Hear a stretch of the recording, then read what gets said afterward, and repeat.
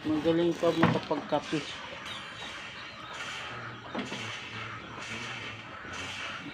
Hindi ako magtatanim ng kalabasa. Daddy na.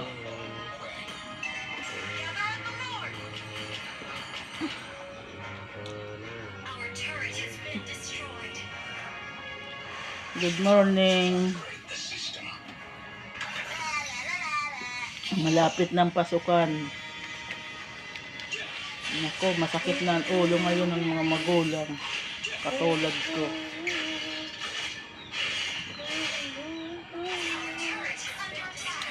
Grade 10 ang aking anak sa pasukan.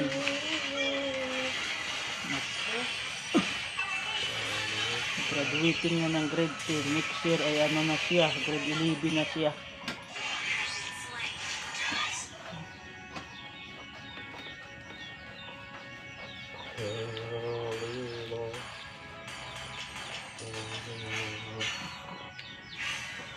Dalawang taon pa magka-college na.